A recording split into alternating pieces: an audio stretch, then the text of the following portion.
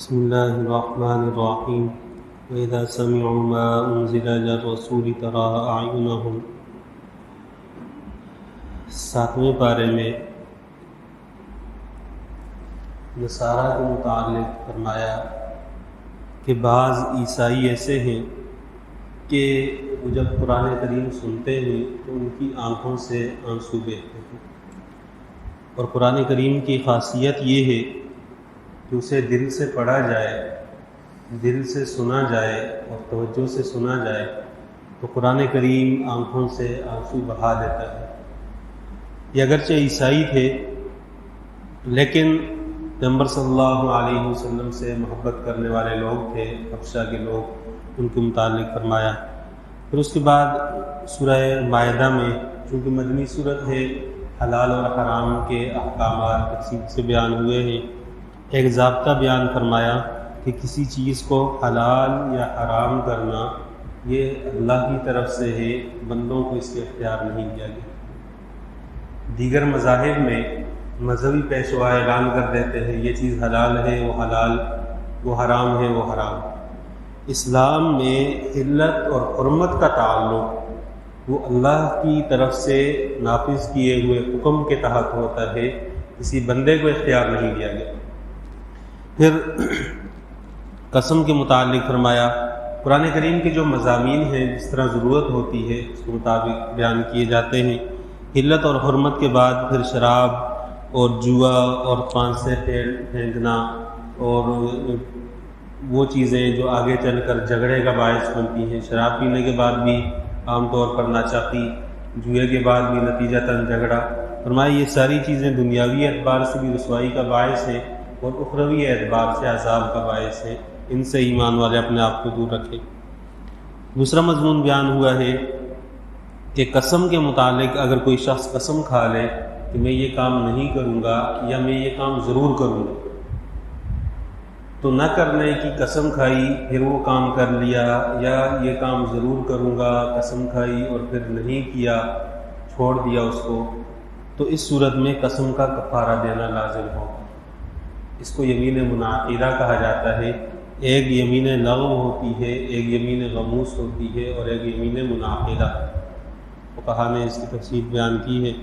یمین غموس کا مطلب تو یہ ہوتا ہے کہ کسی آدمی نے قسم کھائی، جھوٹی قسم ہے، اس کو پتہ ہے کہ یہ واقعہ ایسا نہیں ہوا اور اس نے پھر بھی قسم کھا کر کہا کہ ایسا ہوا ہے، تو یہ یمین غموس ہے، یعنی شخص نے گناہوں میں اپنے آپ کو ڈبو دیا ہے۔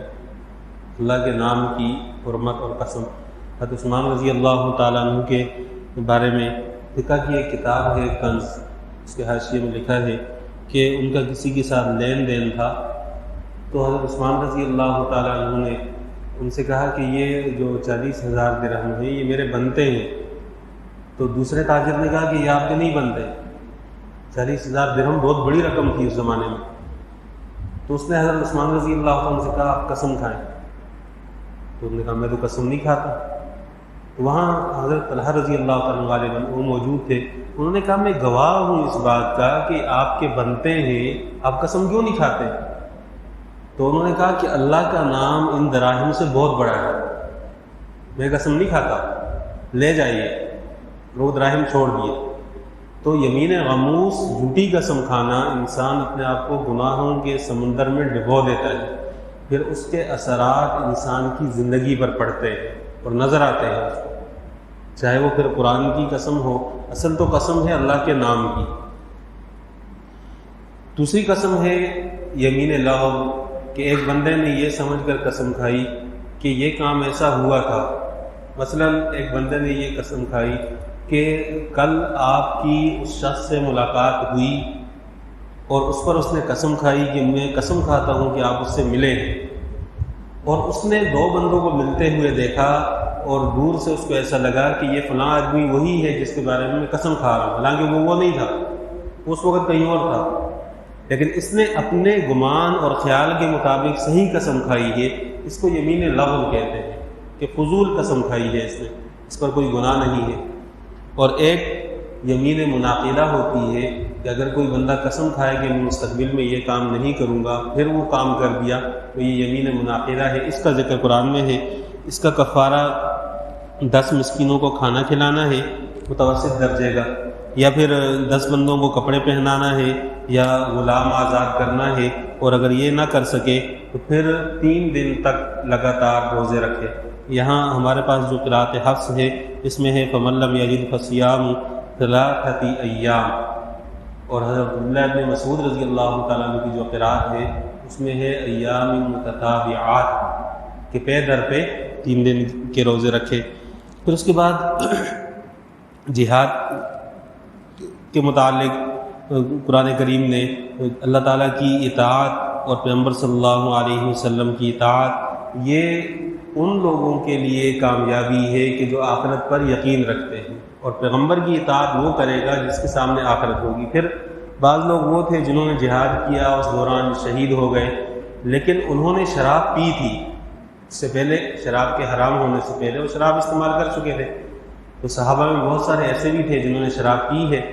بعض ایسے تھے جنہوں نے سرے سے نہیں پی، جیسے صدیق اکبر رضی اللہ تعالیٰ عنہ، انہوں نے زمانہ جاہلیت میں بھی کبھی شراب نہیں پی، اور بعض ایسے تھے کہ جنہوں نے استعمال کی تھی۔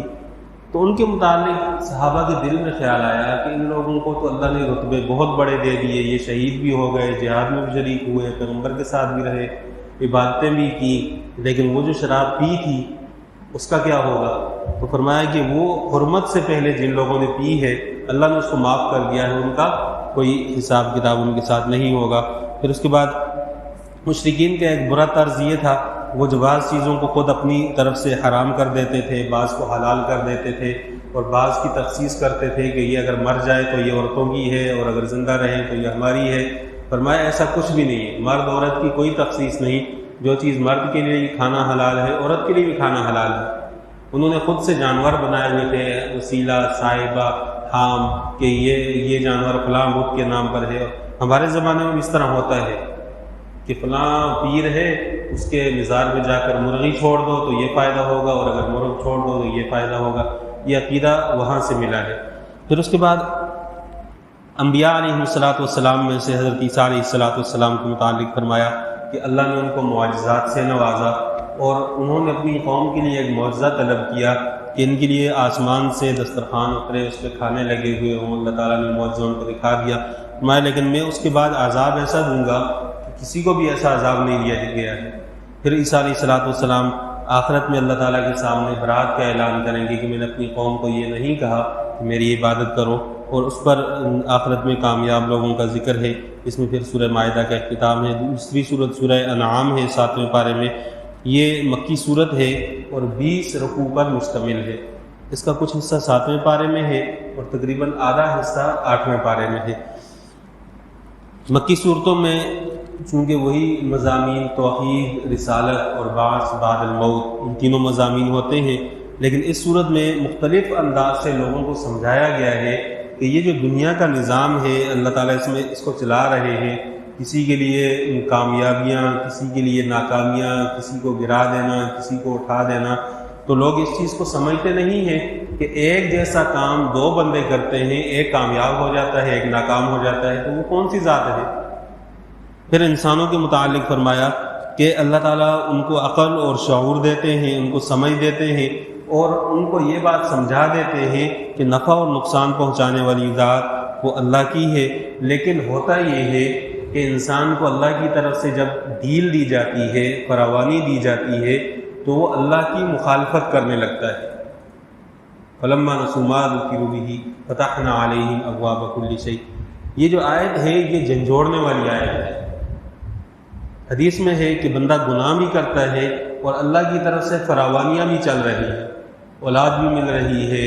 آسائش بھی مل رہی ہے، شہرت بھی ہے، نام بھی ہے، عزت بھی ہے، سب کچھ ہے، اور بندہ گناہوں میں مبتلا ہے۔ پیغمبر صلی اللہ علیہ وسلم نے فرمایا کہ یہ استدراج ہے، کہ اللہ ڈیل دے رہے ہیں، اچانک اس کو جب پکڑیں گے تو اس کو پتہ بھی نہیں چلے گا کہ میرے ساتھ کیا ہوا ہے۔ اسی کو قرآن کریم نے اس مضمون کو سمجھا کر بیان فرمایا ہے۔ پھر انبیاء علیہ السلام میں سے حضرت ابراہیم علیہ السلام کا ذکر ہے کہ اللہ تعالیٰ نے ان کو اپنی قوم کی طرف بھیجا، انہوں نے قوم کو سمجھایا، بجائے اس کے کہ قوم ان کی بات کو قبول کرتی انہوں نے پیغمبر کی مخالفت شروع کر دی۔ پھر تسلسل سے انبیاء علیہم السلام کے اسماء گرامی قرآن میں بیان کیے ہیں، جو حضرت ابراہیم علیہ السلام کے بعد ان سے پہلے تشریف لائے۔ حضرت اسحاق علیہ السلام، حضرت یعقوب علیہ السلام، حضرت نوح علیہ السلام ان سے پہلے آئے تھے۔ حضرت داؤد علیہ السلام، ان کے بیٹے حضرت سلیمان علیہ السلام، پھر حضرت ایوب علیہ السلام،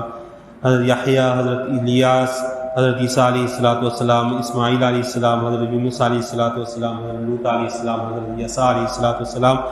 فرمائے یہ سارے کے سارے نبی ہیں اور اللہ نے ان کو اپنی عبادت کے لیے چنا ہے، لیکن یہ اللہ کی طرف سے جو ہدایت ملتی ہے اس کے ساتھ شرط یہ ہے کہ بندہ شرک کی طرف مائل نہ ہو۔ اگر کوئی شرک کی طرف مائل ہو گیا تو اس کے دیگر اعمال بھی ضائع ہو جائیں گے، اللہ تعالیٰ کی طرف سے اس پر گرفت ہوگی۔ پیغمبر کی گستاخی اور شرک یہ دوسرے اعمال کو بھی ضائع کرنے والے ہیں۔ پھر آخر صورت میں سمجھایا ہے کہ اللہ تعالیٰ نے جو دنیا بنائی ہے اس دنیا میں انسان غور کرے، یہ جو پھل اللہ تعالیٰ نے دیے ہیں ان کے بارے میں کبھی بیٹھ کر غور کرے کہ یہ پھل کس طرح پیدا ہوتے ہیں۔ ہم لوگ تو پھل لیتے ہیں بڑی آسانی سے کھا جاتے ہیں، پیدا کہاں سے ہوا، درخت کس نے لگایا، کیسے اس درخت کے ساتھ پھول لگے، پھر کیسے وہ پھول